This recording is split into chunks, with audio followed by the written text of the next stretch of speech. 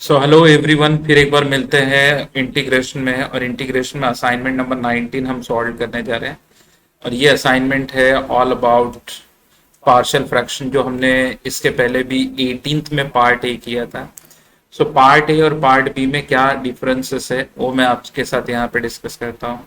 So part A में जो हमने डिस्कस किया था वहाँ पे टाइटल क्या था, तुम सोचो टाइटल क्या था। एक बार दिमाग लगाओ कि टाइटल सर ने क्या लिखा था पार्ट ए का। तो पार्ट ए का टाइटल था नॉन रिपीटेड लीनियर फैक्टर, यानी उसका क्वेश्चन ऐसे होता था कि जैसे 3x+2, ठीक है, x-1, x-2, सपोज ऐसे कुछ करके dx, x into x करेंगे तो फिर यहाँ पे x² निकलेगा, बरोबर। तो इससे क्या पता चला कि डिनोमिनेटर, पहले तो इस बात का श्योरिटी लेना है कि डिनोमिनेटर में पावर ऑफ x ज्यादा होना चाहिए कंपेयर टू न्यूमरेटर। सो यहाँ तो ये श्योरिटी हमने ले लिया, ठीक है। चलो, ये श्योरिटी लेने के बाद हम क्या देखेंगे। तो क्योंकि यहाँ पे ऊपर कोई पावर नहीं लिखा है तो इसको कहते हैं non repeated linear factor, non repeated linear factor. इस क्वेश्चन को हम नॉन रिपीटेड लीनियर फैक्टर की कैटेगरी में डालेंगे।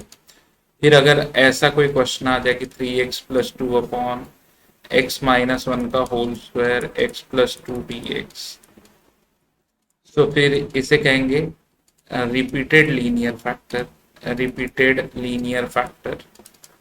अच्छा, लीनियर से मतलब क्या होता है कि कोई भी टर्म अल्फा एक्स प्लस और माइनस बीटा के फॉर्म में होता है जिसमें x का पावर 1 होता है, तो इसे कहते हैं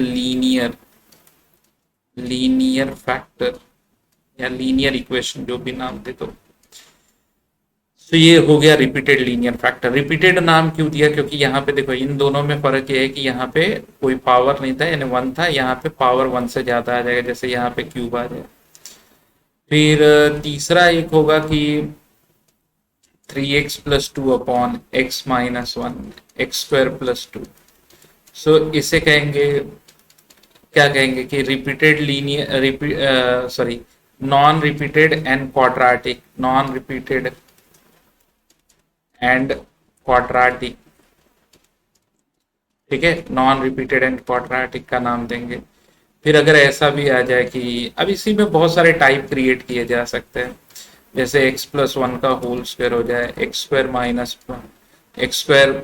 - 2x+3 हो जाए, तो फिर रिपीटेड एंड क्वाड्रेटिक बोलेंगे, रिपीटेड एंड क्वाड्रेटिक बोलेंगे। क्लियर हुआ। तो आपको ना अलग अलग वैरायटी पढ़नी है, ये तो हम पिछली बार ही कर चुके हैं, ठीक है, ये पिछली बार कर चुके हैं, इस बार ये आ रहा है। तो इसमें ऐसा क्या है जो हमें करना है, ठीक है। अब इसमें जो भी अगर इस तरह का टर्म है, जैसे gx जो है x-α का पावर समझो n दिया है, चलो ऐसा नहीं, हाँ जैसे ये देखो, ये इस तरह ऐसे क्वेश्चन दे दिया, एक डार्क पेन यूज करते हैं, dx अपॉन x-b का होल स्क्वायर, मान लो बस इतना ही दिया है, ऊपर कुछ दिया होगा dA समझो दे दिया कि x+3 साथ में। तो आपको कैसे करना है कि भाई जो इंटीग्रेंड है ना x+3 अपॉन x-b का होल स्क्वायर, अब इसे a upon x-b plus b upon x-b का होल स्क्वायर ऐसे लिखना है, a अपॉन x-b। अब पावर 2 है तो ऐसा नहीं कि सिर्फ ओनली पावर 2 लिखो, पावर 3 है तो 1 पावर 2 पावर 3 पावर तीनों दिखने चाहिए। फिर एक बच्चा बोलेगा नहीं है ऐसा तो कुछ क्लियर हो नहीं रहा है, ठीक है, मैं एक क्वेश्चन दिखाता हूँ। सो मैंने सबसे पहले लिया पहला question, i = x dx upon x-1 का होल स्क्वायर x+2। तो पार्शियल तो क्लियर हो गया, using partial fraction, partial fraction हम यूज करने जा रहे हैं। पार्शियल फ्रैक्शन में क्या करेंगे, x अपॉन x+2 x-1 का होल स्क्वायर, फिर a अपॉन x+2, ठीक है, a अपॉन लीनियर, पहला फैक्टर है लीनियर है, अब दूसरा रिपीटेड लीनियर है तो उसे b अपॉन x-1 लिखेंगे। अच्छा, कोई बच्चा डायरेक्टली लिख दे -x-1 का होल स्क्वायर, तब वो गलत हो जाएगा, ठीक है। तो आप इस चीज का थोड़ा केयर करना कि क्या लिखना है। B upon x minus one and C upon x minus one का होल स्क्वायर, आपको कुछ ऐसे लिखना है। अब इसे पूरा सिंप्लीफाई करके सॉल्व करना है, ठीक है। एलसीएम ले लेते थे, एल जो ये है वही यहाँ पर भी एलसीएम आएगा। किसी बच्चे ने कहा मतलब कैसे, तो x अपॉन इसे लिख दिया x plus two x minus one का होल स्क्वायर, इसे लिख दिया x plus two x minus one का होल स्क्वायर, ठीक है। अब a के पास क्या है, a के पास इन दोनों में से x प्लस टू है, नहीं है x माइनस वन का होल स्क्वायर। b के पास क्या है, एक x माइनस वन नहीं है और एक x प्लस टू नहीं है। c के पास क्या है, x प्लस टू नहीं है, तो हमने ये लिख दिया और फिर इसको हमने काट दिया यूं। होपफुली यहां तक तो आप लोग क्लियर हो गए कि क्या करना है। तो x equal to A times of X minus one का whole square, a times of x minus one का whole square plus b times of x minus one X plus two plus c times of x plus to.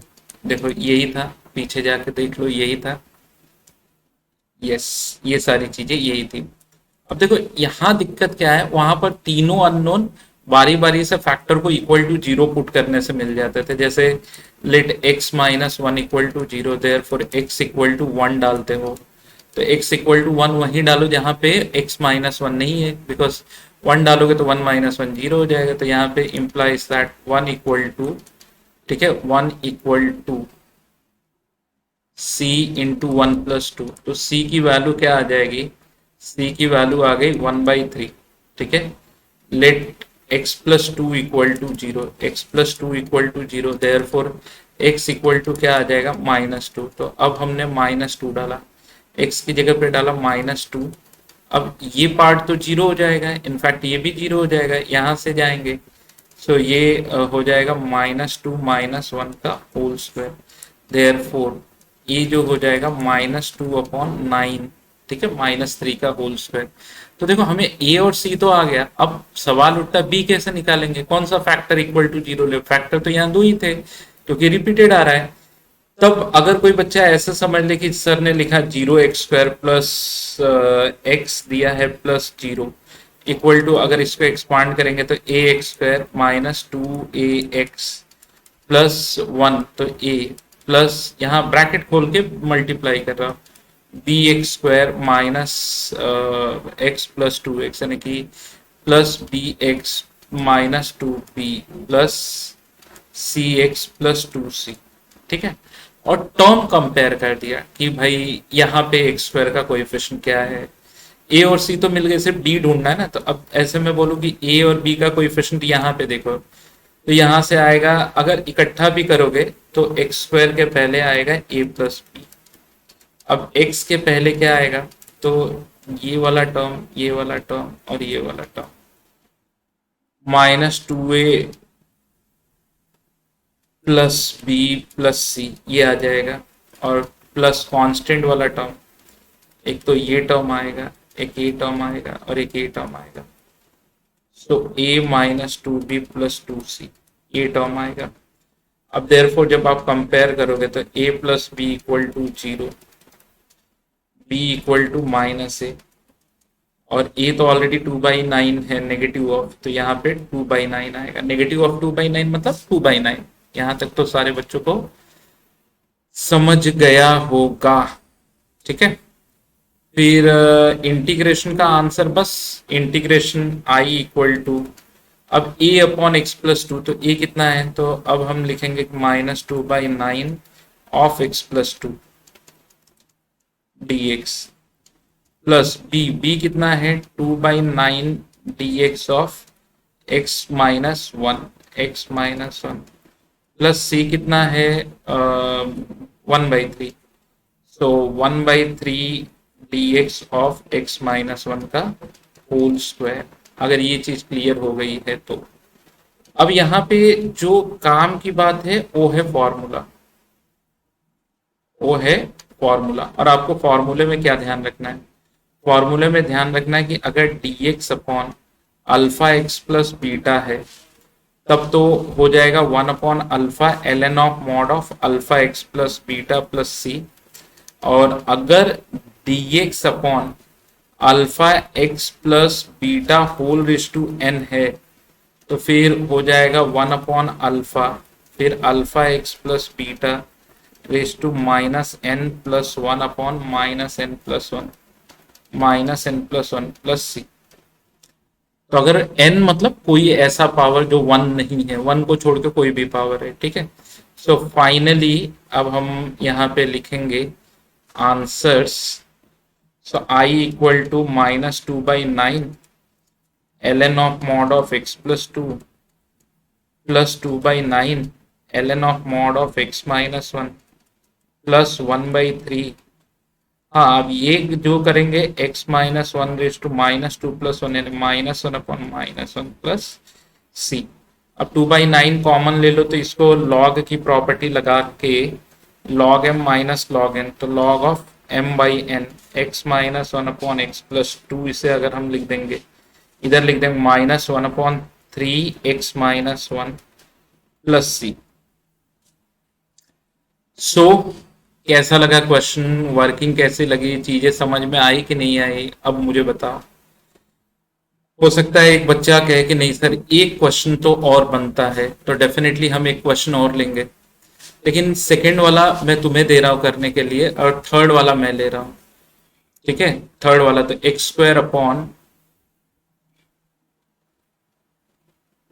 Third वाला, second वाला मैं जब third समझाने के बाद तुम्हें ये चीज देने वाला हूं x+1 x माइनस 1 का होल क्यूब dx। अब हम कैसे जाएंगे, using partial fraction, using partial fraction, partial fraction. अब पार्शियल फ्रैक्शन कैसे होगा कि जो x² अपॉन x+1 और x माइनस 1 का होल क्यूब है वो हो जाएगा a अपॉन x+1।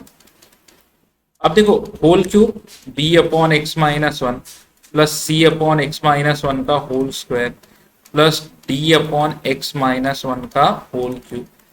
अब देखो ये गलती हर उन नॉर्मल बच्चे से हो जाती है, तो क्या करता है a upon this and b upon that, तो फिर ये गलती हो जाती है। यहाँ पर डैम श्योर रहना कि आप ये गलती करना नहीं, ठीक है। अब देखो एलसीएम लेना दो तरीके से किया जाता है, एक तो जो ये है वही डिनोमिनेटर लिख दो और फिर जो टर्म नहीं है वो मल्टीप्लाई डिवाइड कर दो, नहीं तो इसका क्रॉस मल्टीप्लाई करो, ठीक है। तो ये मैं पहले बता चुका, अब मैं ये नहीं बताऊंगा कि मैं कैसे लिख रहा हूँ। जब ये टर्म इधर मल्टीप्लाई हुआ तो x+1 नीचे से कट गया, बचा x माइनस 1 का होल क्यूब। जब यहाँ पे मल्टीप्लाई हुआ तो x+1 हो गया और एक x माइनस 1 कटा तो होल स्क्वायर। जब यहाँ पे गया तो x+1 हो गया, एक x माइनस 1 आ गया, यहाँ पे गया तो x+1 हो गया, कुछ ऐसे, ठीक है। सो दो ही तो टर्म है तो दो फैक्टर तो बड़े आसानी से आ जाएंगे, जैसे कि x minus 1 equal to 0 x equal to 1 डालने के बाद अब उस जगह पे डालो, ठीक है, जहां पे x माइनस 1 नहीं है। तो अगर हम यहाँ डालते हैं तो मतलब नहीं है, यहाँ डालते तो मतलब नहीं है, यहाँ डालते तो मतलब नहीं, यही डालना पड़ेगा। सो यहाँ पे 1 डाला राइट साइड में तो 1 का square equal to d into 1+1। So that is therefore d equal to 1/2, d equal to 1/2.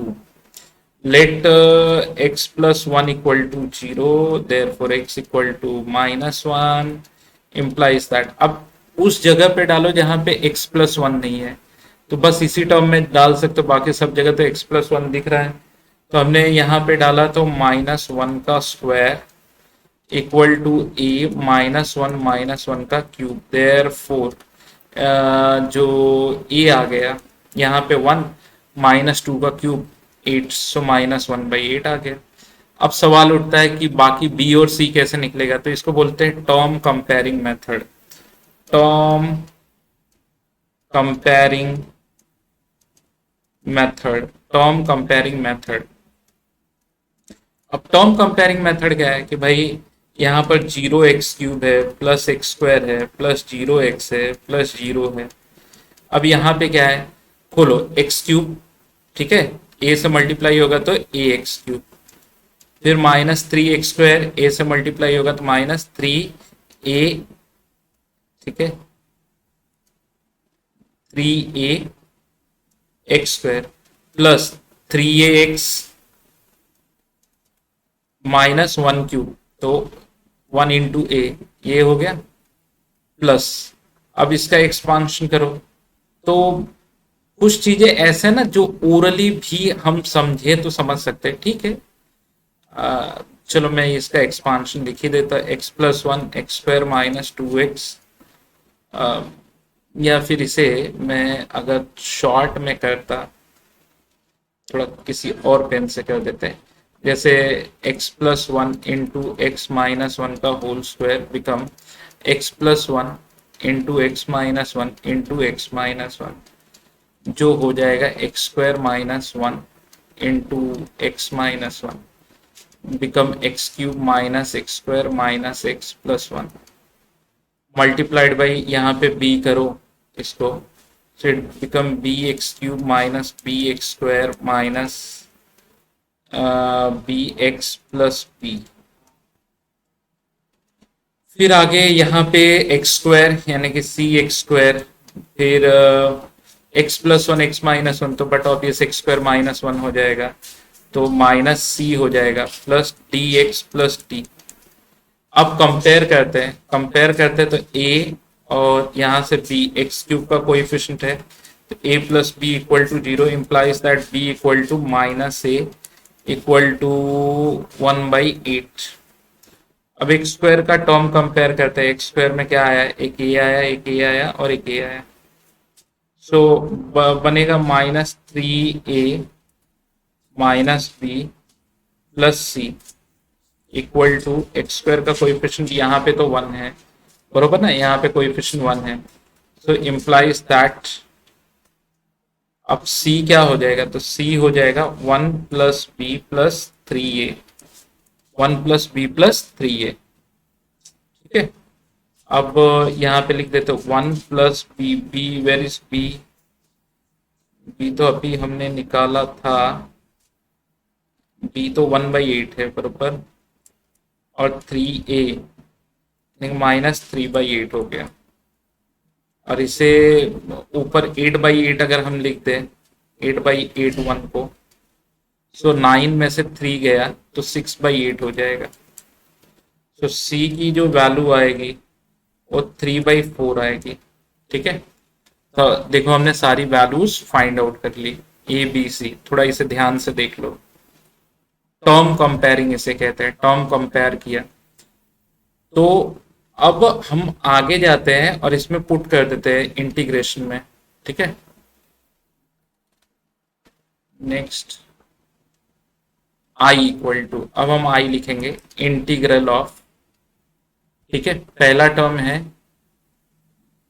a/x+1, तो where is a, -1/8 -1/8/x+1 dx plus b, where is b, b is 1/8 minus of a, 1/8 of dx। अगला term क्या था, x-1, ये b आ गया, ठीक है। फिर c आ गया 3/4, c आ गया 3/4 dx अपॉन x-1 का होल स्क्वायर प्लस d आना था d 1/2 ऑफ 1/2 ऑफ x-1 का होल क्यूब। सो सारी चीजें क्लियर हो गई मैंने कैसे किया।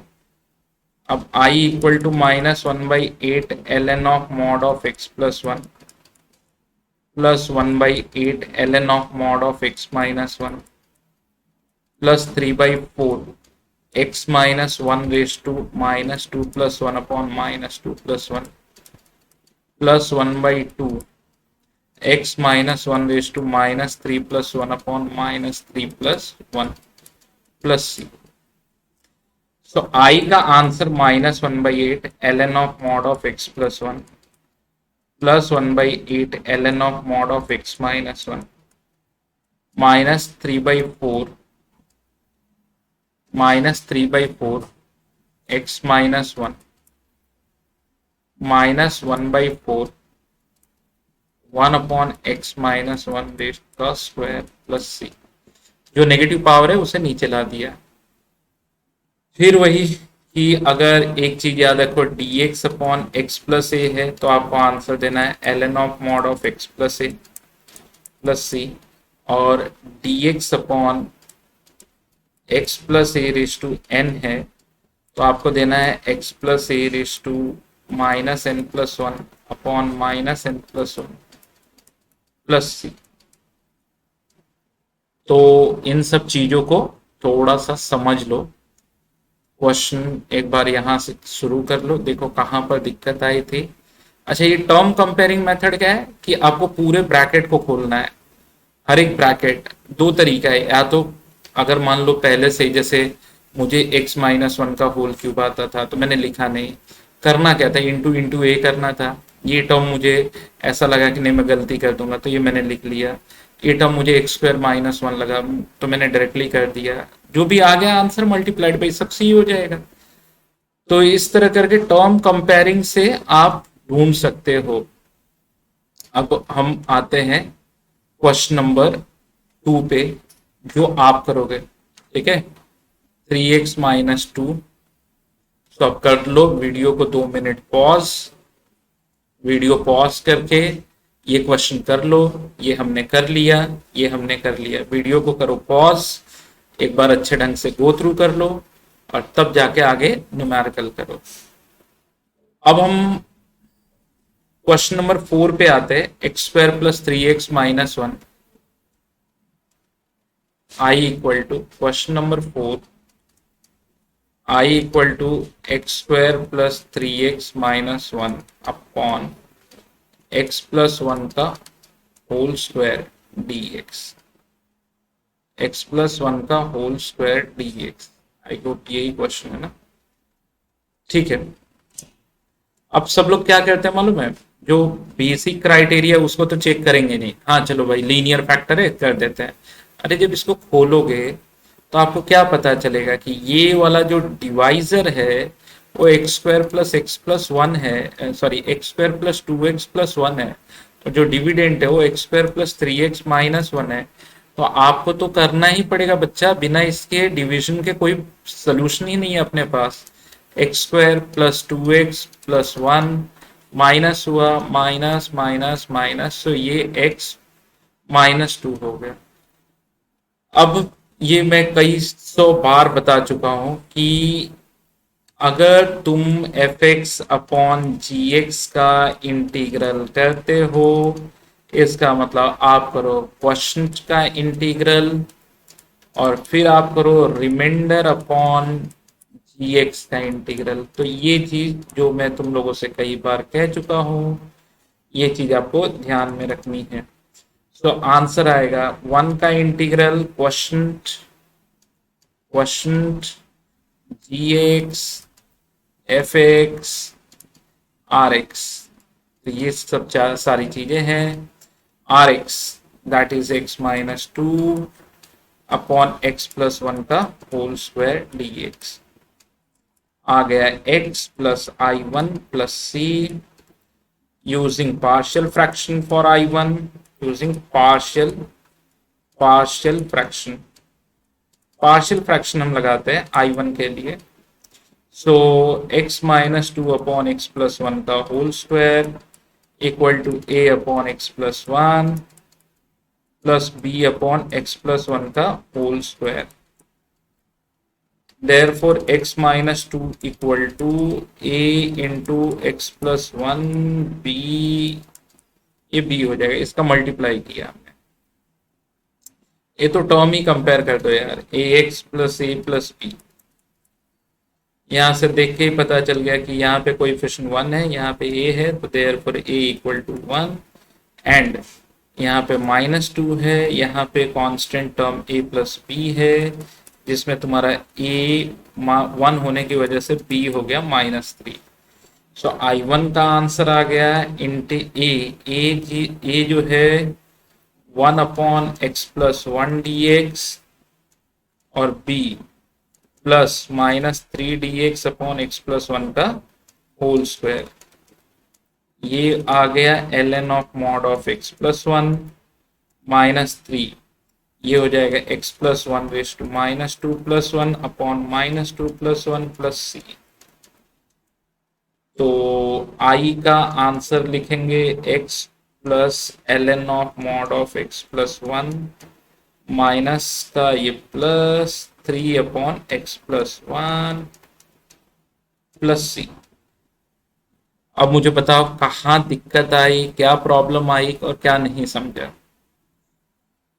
जो गलतियां करते हो कौन सी गलती है कि क्वेश्चन देखा नहीं कि चालू हो गए, चलो पार्शियल तो करना है, रिपीटेड वाला लगाना है, पहले ये तो चेक कर लो कि ऊपर नीचे क्या था।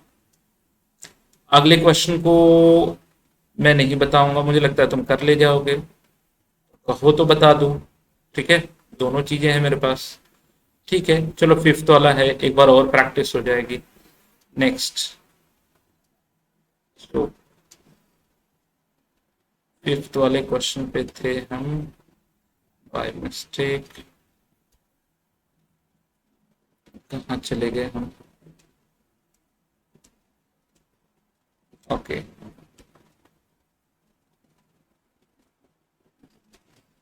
तो फिफ्थ वाला I equal to x² + x+1 x-1 का होल क्यूब dx। तो ये हो जाएगा x² + x+1 अपॉन x-1 का whole cube a/x-1 plus b/x-1 का होल स्क्वायर प्लस c/x-1 का होल क्यूब। अब यहाँ पे cross multiply a into x-1 का whole square plus c into x-1 plus d, sorry यहाँ पे आएगा b, ये है b और ये है c, यहाँ पे मल्टीप्लाई हुआ था पावर 2 पावर 1 और ये। अब हम क्या करेंगे, टर्म कंपेयरिंग से जाना चाहते हो तो टर्म कंपेयरिंग से चले जाओ। जैसे a, हाँ यहाँ थोड़ा डेप्थ में लिखता है, a(x²- 2x+1 bx - b plus c bracket में। ठीक है, ax² - 2ax plus a plus bx - b plus c। Term compare करो, यहाँ पे x², यहाँ पे x², तो a इक्वल टू 1, यहाँ पे x और यहाँ पे x वाले टर्म, एक तो ये है एक तो ये है।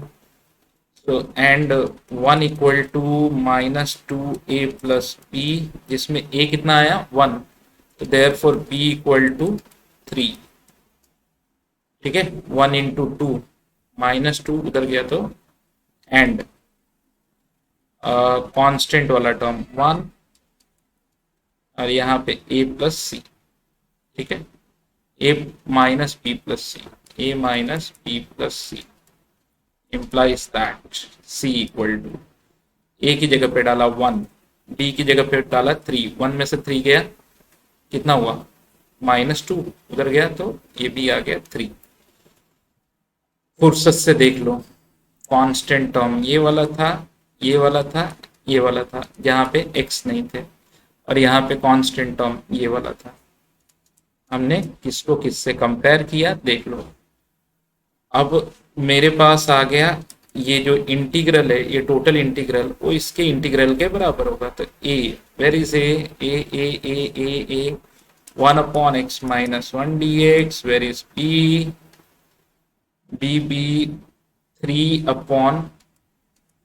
3/x-1 का whole square dx, where is c 3/x-1 का whole cube dx। So I equal to ln of mod of x-1 plus 3x-1 raised to -2 plus 1 upon -2 plus 1, ठीक है, plus 3 x minus 3+1 -3+1 plus C I equal to ln of mod of x minus 1 minus 3 upon x minus 1 minus 3 upon 2 x minus 1 का whole square plus सी। छोटा सा calculation है। अब ये नहीं बताऊंगा कि 1 - 3 - 2 होता है, प्लस इंटू माइनस माइनस हुआ, ऊपर माइनस है तो नीचे आ जाएगा। ये सारी चीजें खुद का ब्रेन यूज करके कर लो, ठीक है। अब एक क्वेश्चन और ले लेते हैं। तो अब हमने कर लिया ये वाला। अब क्वेश्चन है tan theta upon 1 minus sine theta, ठीक है, चलो ये भी कर लेते हैं। अगला क्वेश्चन है tan theta upon 1 minus sine theta.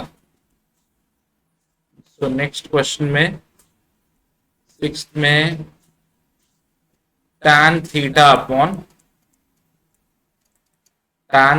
Upon 1 minus sine theta. क्या लॉजिकल थिंकिंग हमारी होनी चाहिए इसके बारे में सोचो। क्या लॉजिकल थिंकिंग होनी चाहिए या कैसे हम इसको प्रोसीड करें। पढ़ रहे हैं रिपीटेड, तो कुछ रिपीटेड जैसा है इसमें। सब्स्टिट्यूशन करें तो फिर डेरिवेटिव tan आ जाए या tan थीटा में कन्वर्ट सब हो जाए तो सेक स्क्वायर थीटा बन जाए। कुछ लॉजिक लगाओ, कुछ लॉजिक अगर लगे तो फिर कुछ काम बने। बोलो क्या लॉजिक लग सकता है, कुछ समझ में आया। देखो मैं चाहूं तो आपको फटाक से बता दो कि देखो ये चीज करनी है, लेकिन उसका मीनिंग नहीं है। ये कॉस थीटा हो गया, ये 1 माइनस साइन थीटा हो गया। मतलब टैन को मैंने लिखा साइन बाई कॉस। और क्या दिमाग लगा सकते हो। मान लो अगर आप ऐसी मुसीबत में, तो आप क्या करोगे। आप क्या करोगे। एक बच्चा बोलेगा सर मैं इसको पुट कर दूंगा, क्या पुट करोगे। Cos theta equal to T, ठीक है कर दिया। फिर तो sine theta D theta derivative, हाँ चलो मान लिया। तो ये 1 माइनस साइन थीटा का क्या करोगे। फंसे कि नहीं फंसे। और बताओ और क्या करना चाहते हो। और कुछ लॉजिक समझ में आ रहा है। लॉजिक कुछ और काम कर रहा है। अच्छा कोई कहे कि sir divided by cos square theta कर दो, ठीक है, या कॉस थीटा कर दो। तो कॉस थीटा करने के बाद ये 1/कॉस sec, sec theta minus tan theta हो जाएगा। और यहाँ पे already divided sine by cos तो है ही है, कॉस स्क्वायर। उससे तो मुझे नहीं लग रहा है कुछ आना चाहिए। और क्या हो सकता है, कुछ दिमाग लगाओ। अच्छा कोई बच्चा कहे कि सर 1 + साइन थीटा से ऊपर नीचे मल्टीप्लाई कर दो। चलो अगर 1 + साइन थीटा से किया तो 1 - साइन स्क्वायर थीटा, ये कॉस स्क्वायर थीटा हो जाएगा। बट ऊपर के 1 + साइन थीटा का क्या करोगे। फंस गए कि नहीं फंसे। लॉजिक बताओ, फंसे कि नहीं फंसे। बोलो बोलो, सोचो, समय चाहिए तो ले लो। अच्छा ये ही सारे क्वेश्चंस ऐसे होते हैं जो आपको मतलब रियली एक बोलते हैं ना थ्रिल क्रिएट करते हैं इंटीग्रेशन सॉल्व करने में, ठीक है। सो सोचो। अच्छा मीन वाइल थोड़ी जगह छोड़ के मैं एक क्वेश्चन और कर लेता हूँ। जब तक जो बच्चा इसको सोचना चाहे वो सोच सकता है। जो सिंपल क्वेश्चन है उसको एक बार हम टारगेट कर लेते हैं, ठीक है। तो एक क्वेश्चन और सेवेंथ वाला टारगेट कर लेते हैं, क्योंकि अब जो क्वेश्चंस आ रहे हैं ना ये किसी ना किसी तरीके से थोड़ा सा कॉम्प्लिकेटेड है। तो यहां दिख रहा है कि 3 sin 5 - 2। चलो 3 sin 5 की बजाय 3 sin θ - 2। अगला क्वेश्चन था, okay, seventh one, sixth one, seventh one. 3 sin θ - 2 cos theta D theta upon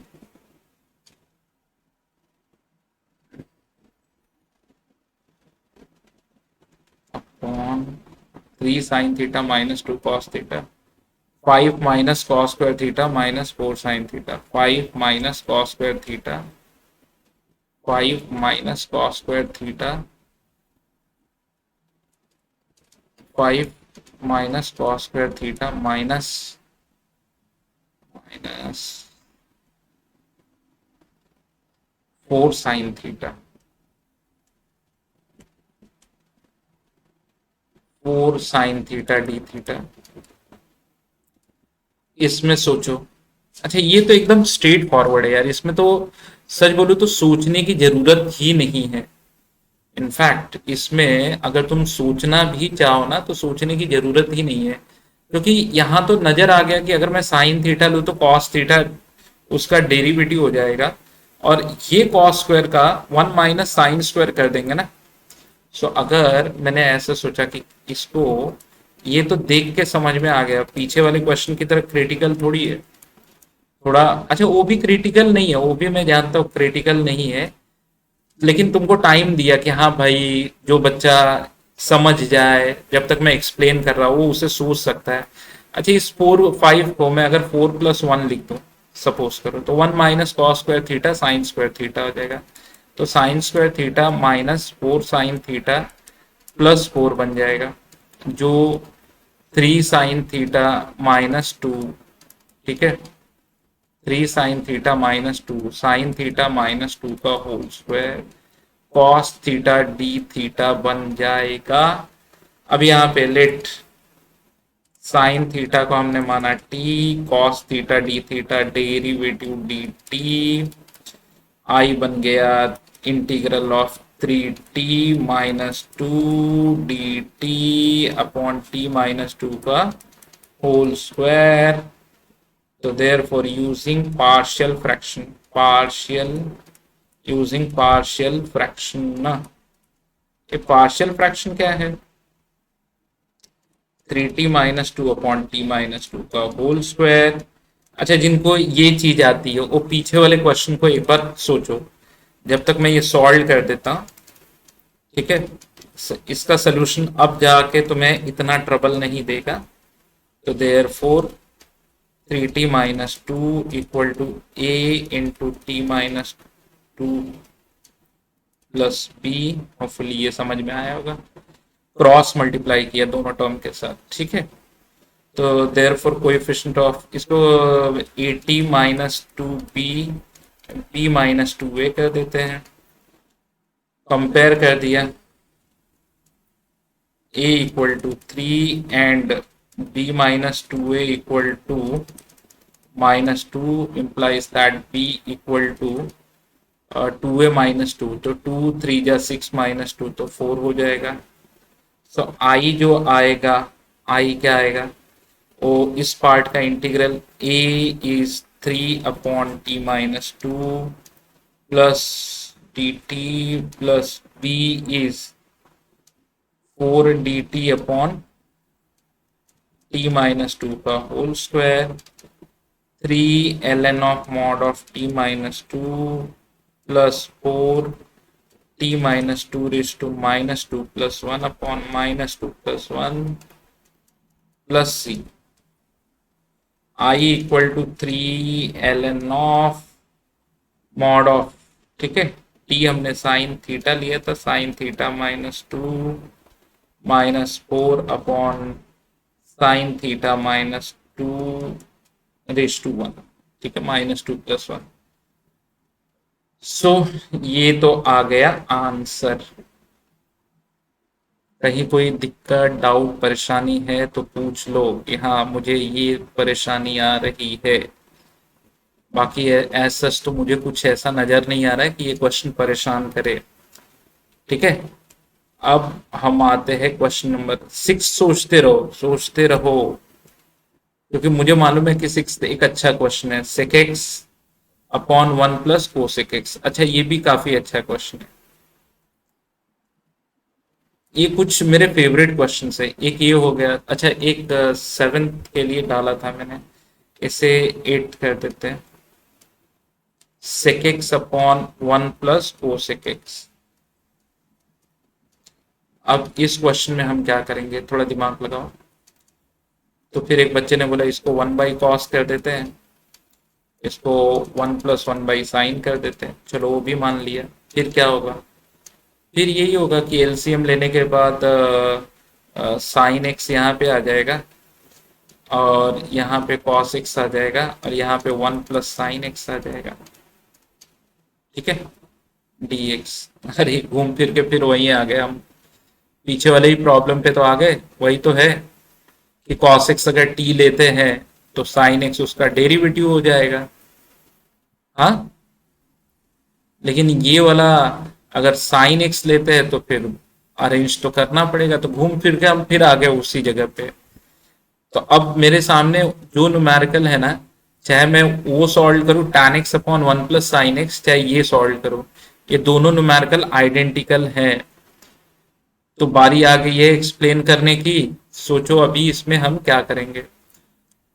मैं सोच रहा था क्यों ना ऊपर नीचे 1+sin x से मल्टीप्लाई कर देते हैं, लेकिन इस cos x का क्या करें, cos x का क्या करें। तो ऐसे कर देते हैं कि cos x का करना क्या है, cos x से ऊपर नीचे मल्टीप्लाई कर देते हैं। मेरे दिमाग में क्या चल रहा था, मेरे दिमाग में ये चल रहा था cos x से देखो cos x से तो ऊपर नीचे मल्टीप्लाई हमने किया, ये cos x, ये हो गया sin x, ठीक है, और ये बन गया cos²x, ये हो गया 1+sin x। फिर कोई बच्चा कहेगा कि वो 1+sin x से मल्टीप्लाई डिवाइड वो नहीं करना है, आ रहा है 1+sin x एक और आ रहा है। अब अगले स्टेप में sin x cos x में करूं dx अपॉन 1 - sin² x कर सकता हूं मैं, and that become 1+sin x, और ये हो जाएगा sin x cos x।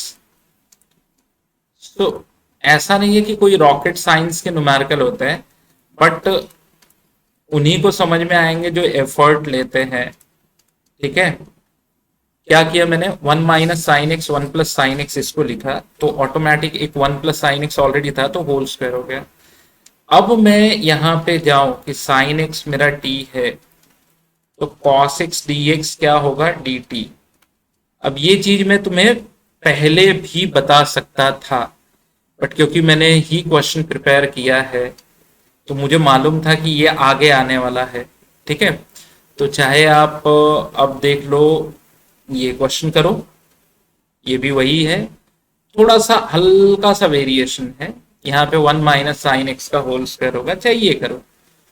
तो अब ये हो जाएगा I इक्वल टू ये t, ये dt, ये 1 - t, ये 1+t का होल स्क्वायर using partial fraction, using partial fraction कर लो।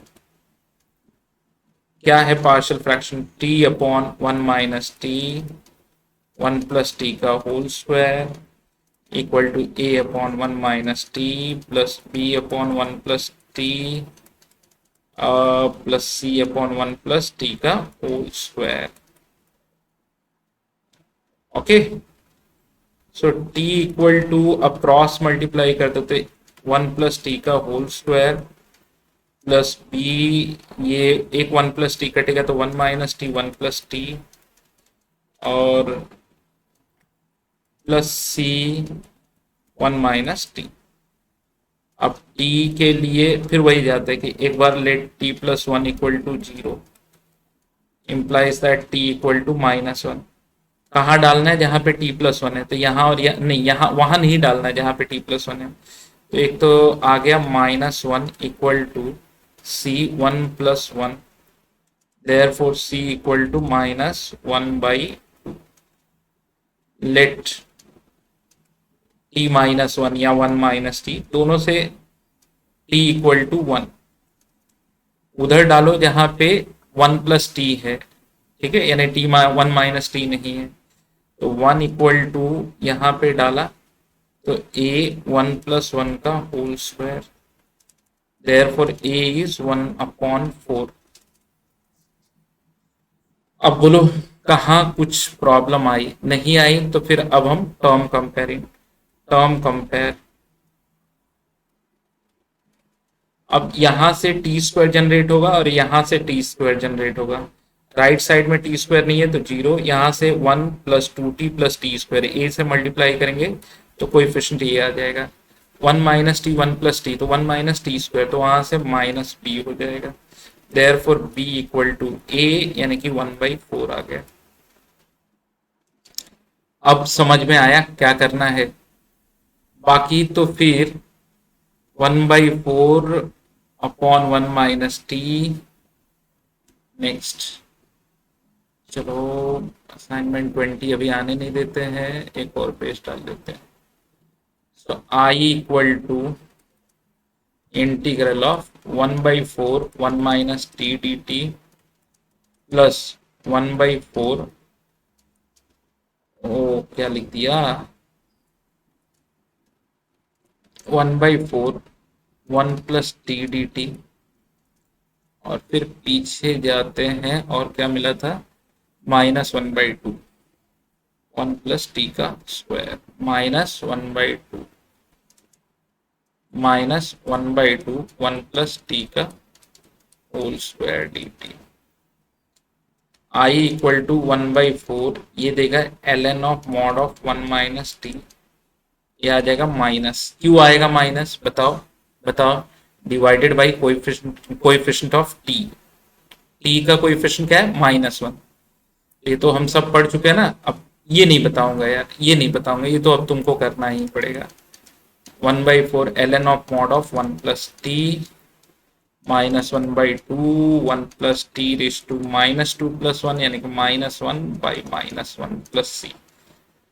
I = 1/4 कॉमन लेते हो तो ln of alpha minus beta ln of 1 + t/1 - t plus half into 1/1 + t plus c। कैसा लगा क्वेश्चन, कैसा था।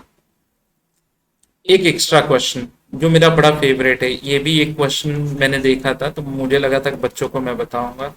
dx/ex e⁻x−1 का होल स्क्वायर, e⁻x−1 का होल स्क्वायर। तो फिर कैसे जाएंगे, लेट e⁻x−1 = t। ठीक है, इसका डेरिवेटिव e⁻x dx = dt। लेकिन सवाल ये उठता है कि e⁻x है नहीं। ठीक है, तो अब अपने पास दो तरीका बचा कि ऊपर नीचे e⁻x से मल्टीप्लाई करो। तो अगर मैंने किया, सपोज करो कि ऐसे किया, e⁻x dx अपॉन e⁻x, और ये हो गया e⁻x−1 का whole square.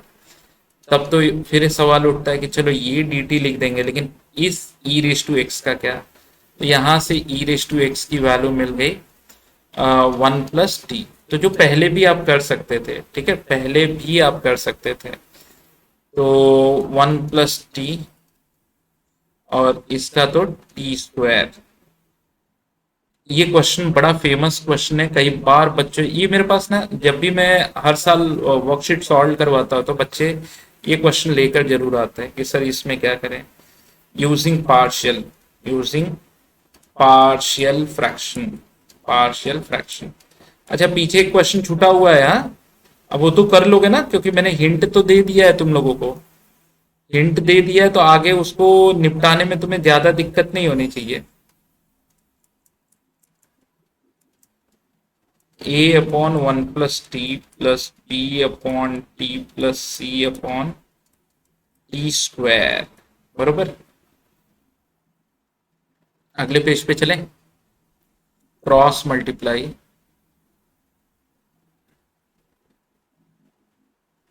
Therefore 1 = a × t² + b × t × t + 1 + c × t + 1।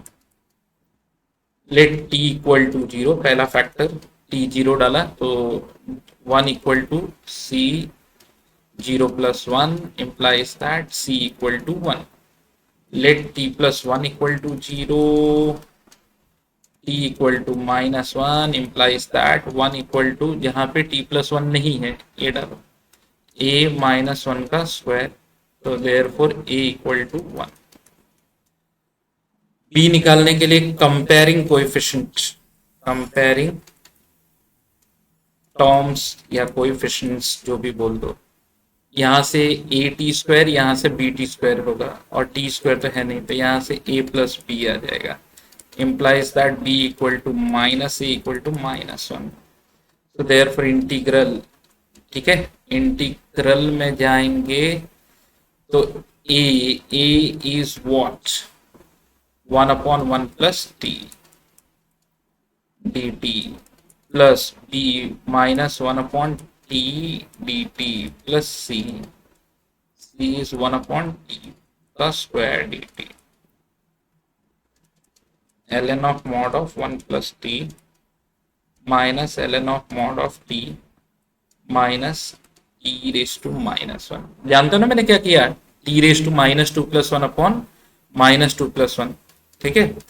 अब तो इतना एक्सपर्टीज आ जानी चाहिए यार तुम सब लोगों को। सर क्या लिखा, कैसे लिखा, अब ये चीज बार बार नहीं होनी चाहिए। -1 अपॉन टी प्लस सी, टी क्या लिया था पीछे याद करो, टी लिया था e रेस टू एक्स -1, यानी कि 1 plus T e raise to X है। I equal to ln of e raise to X -1 -1 upon e raise to X -1 plus C. यहां पे खत्म होता है पाई पार्ट्स का टाइप 2। टाइप 2 क्या था, रिपीटेड लीनियर फैक्टर। टाइप 1 क्या था, नॉन रिपीटेड लीनियर फैक्टर। अगली बार में आएगा quadratic, repeated linear factor, non repeated linear factor, quadratic, repeated non repeated quadratic, repeated non repeated quadratic. पहला नॉन रिपीटेड, दूसरा रिपीटेड, फिर क्वाड्रेटिक। फिर मिलते हैं अगले लेक्चर में, तब तक के लिए थैंक यू वेरी मच।